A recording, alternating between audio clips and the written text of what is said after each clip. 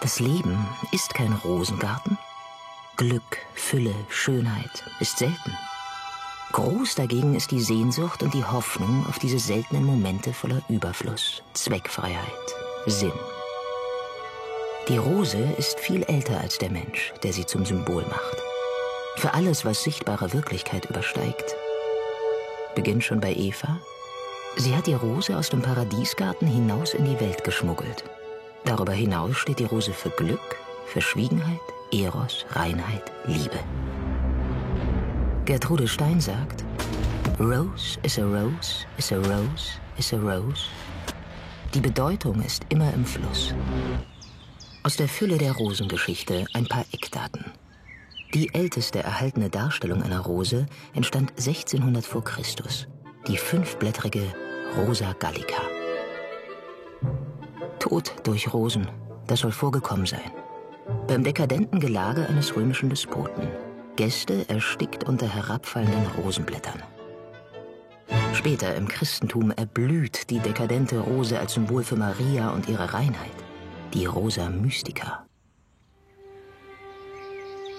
Der Mensch, die Rose und ihre gemeinsame Geschichte, damit ließe sich ein Museum füllen.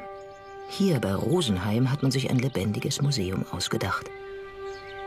Am Schlossberg blühen die ältesten Rosensorten, die schon Karl der Große in seiner Landgüterverordnung Capitulare de Villis von 794 pflanzen ließ. Alte Rosensorten, die nur einmal im Jahr blühen, aber deren besonderer Duft bis heute nicht nachgezüchtet werden kann.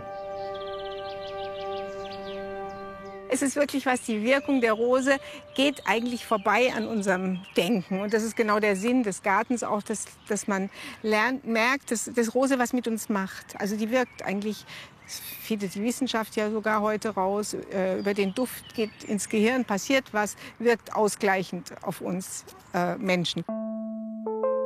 Gallica, Alba, Damascena, Centifolie und die Moosrose, die wie bemoost wirkt und wenn man sie reibt, harzig duftet. Das sind die 5 ältesten Rosensorten, aus denen sich alle heutigen 30.000 Rosensorten entwickelt haben. Dagmar Stamm vermisste in den heutigen Rosenbeeten den Duft und die Natürlichkeit dieser wild wuchernden Rosen und bat die Stadt um ein Grundstück. Ihre Argumentation dabei war unwiderstehlich. Da muss man natürlich einen Gemeinderat befragen, ob wir das dürfen. Und dann bin ich mit einem Tablett mit kleinen Reagenzgläsern und da standen diese ganzen Rosen drin. Und dann sitzen die ja so im Kreis und dann haben die alle diese Rosen rumgehen lassen und dran gerochen und sich da wirklich beeindrucken lassen und haben dann hinterher einstimmig tatsächlich diesen Antrag angenommen, haben gesagt, so einen schönen Antrag haben wir noch nie bearbeitet. Die dunkle Seite der Rose ist mit Blut geschrieben. So erzählt lange vor Oscar Wilde eine persische Sage. Die verliebte Nachtigall schmiegte sich singend an die weiße Rose und verblutete an den Dornen. Seitdem gibt es rote Rosen und den vollkommenen Gesang der Nachtigall. Dunkel auch die berühmten Rosenkriege im 15. Jahrhundert. Da tobte der Kampf zwischen den Adelshäusern York und Lancaster um den englischen Thron. Die Yorks trugen die weiße Rose im Wappen, die Lancasters die rote. Der Krieg tobte, bis die direkte männliche Linie beider Häuser ausgelöscht war. Rosenkrieg bedeutet sinnlose, vollkommene Zerstörung.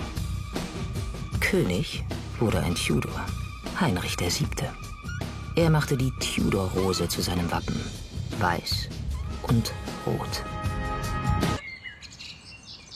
Trostberg, ein weiterer Rosengarten voller historischer Rosen. Dank Maritta Protte. Auch Protte ist vor allem dem Duft der Rosen verfallen und begann in Trostberg und Umgebung nach alten Sorten zu suchen, die immer seltener werden und die man nicht kaufen kann. 330 Rosensorten hat sie auf Bauernhöfen oder Gärten gesammelt.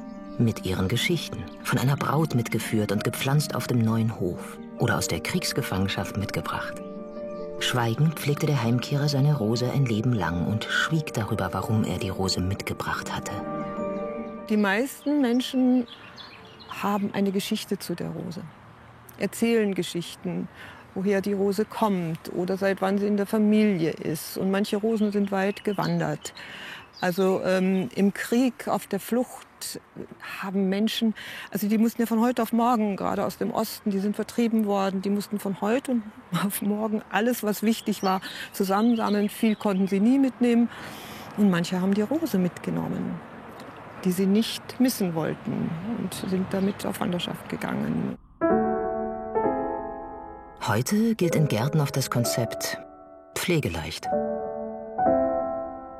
Immer mehr alte Rosenstöcke verschwinden, wie hier die alte Francofurtaner. Der Ableger überlebt jetzt im Trostberger Rosengarten. Wenn ich möchte, dass diese alten Rosen erhalten bleiben, dann ist das Beste, ich zeige sie den Menschen wieder. Die müssen die Gelegenheit haben, sie zu sehen, zu riechen. Einmal im Juni blühen die alten Rosensorten und hüllen alles in ihren Duft. Jetzt. Dann geht das Leben wieder weiter. Vieles erfüllt seinen Zweck. Und nur das Wenigste ergibt Sinn.